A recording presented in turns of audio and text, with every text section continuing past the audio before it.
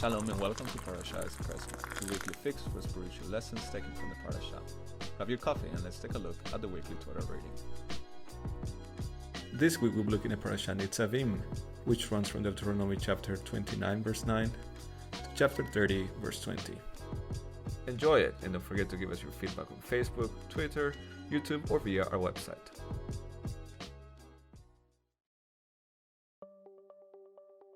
In September 1783, representatives of Great Britain and the USA met together in Paris to sign a treaty.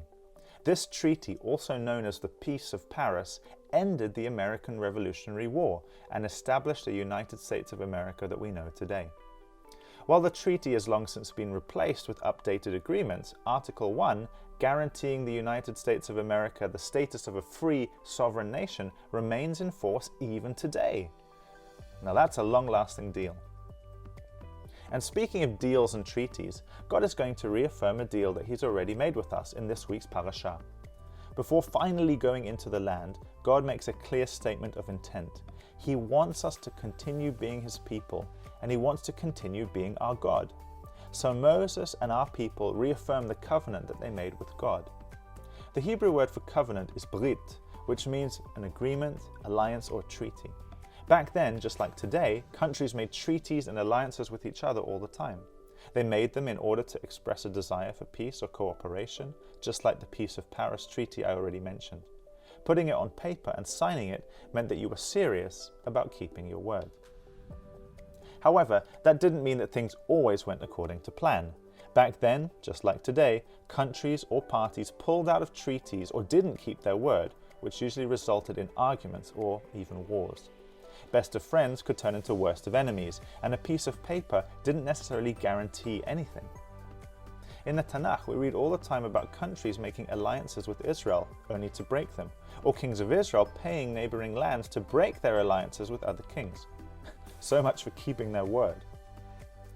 In fact, this all begs the question, what's the point on entering into a treaty or a covenant at all if people aren't going to keep it?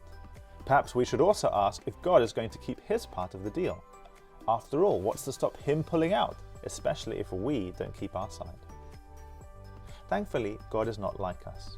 When He says something, He means it, and this is the difference between a covenant that God makes and a mere treaty or alliance that we humans make. When God makes a covenant with someone, even if they don't keep their side of the bargain, He still does. Just think of Abraham or David. They both made mistakes and went against what God said, but God still remained faithful to what He promised. The same is true for our people, the very people that He is reaffirming His covenant with in our parasha. In fact, there are clues in the language that even while God is reaffirming His covenant, He knows that our people won't keep it. And ultimately, they don't. And neither do we, their descendants. We chose to worship other gods, back then ones made of wood and stone. Nowadays we worship success, status, entertainment, and ourselves. We've been unfaithful. We've broken the covenant. We've already established that despite our lack of faithfulness, God doesn't renege on His promises to us. But why not?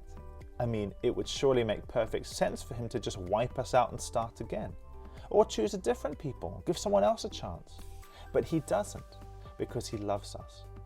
In fact, during this week's parasha, He categorically states that we'll abandon Him, but that He'll keep His promise, bring us back to Him and give us a new heart so that we can actually love Him with all of our being. Rather than throwing us away, He enables us to keep the terms of His covenant. How? Through the Messiah Yeshua, the only person ever who has been faithful to that agreement. By living a perfect life and dying on our behalf, Messiah Yeshua has made a way for us to have new hearts, ones that long to choose good and love our Maker. We were faithless, yes, but God remains faithful. Treaties come and treaties go. The Peace of Paris was revolutionary in its time. Now it's just a fact of history. Promises that we've made also come and go. We promise to love our girlfriend or boyfriend, our husband, our wife, but we find ourselves breaking our word over and over again. Sometimes through deliberate choice, other times simply because we're not able to keep our promises.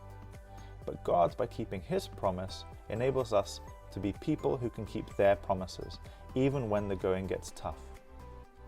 Perhaps you've married someone but find life with them unbearable. Perhaps you've lent someone money that you shouldn't have. Perhaps you made a business deal that you reneged on. Whatever is applicable to you, God can help you. Through the Messiah Yeshua, He can change your life so radically that it will affect your marriage, your business, and your deals for good, because He will enable you to love Him with everything that you are. And when you're doing that, you're doing what you were made to do. So make the right choice and choose to make the greatest deal of them all. Acknowledge your brokenness before God and ask His forgiveness, and in return, because of Messiah Yeshua, He'll take it away. It'll give you a new heart and the ability to love as you should. That's not just the deal of the century, that's the greatest deal of all time.